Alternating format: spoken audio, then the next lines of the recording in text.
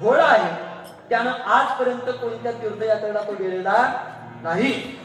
तुम्हाला माझी विनंती आहे, पर्यसी ज्ञान राजा बोले जग जीवणू तू तव सर्वज्ञ सुख मूर्ती परी एक मागणे आहे तुझ प्रती आठवण चित्ते असो द्यावे.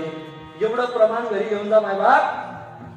जगाचा मालक ज्याच्या दारामध्ये अख्खं जग संपूर्ण विश्व मागण्यासाठी असे हात पुढे करून आहे, संपूर्ण विश्व, पण तोच असणारा जगाचा मालक ब्रह्मांड नायक पंढरीश पांडुरंग परमात्मा माऊलीच्या समोर आहे.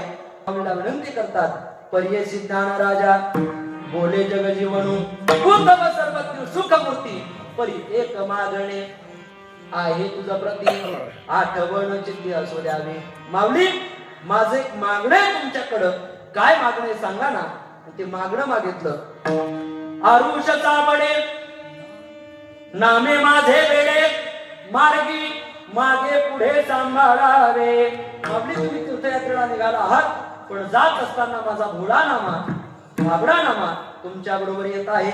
मग जात असताना काय करा, यदा कदाचित तुम्ही नगर जिल्ह्यातून प्रवास करू लागले आणि पुढं अचानक एखादा बिबट्या आला, त्याची हवाई सध्या एखादा बिबट्या आला आणि त्यानं जर आक्रमण केलं तर अशा वेळी मार्गी पुढे सांभाळावे.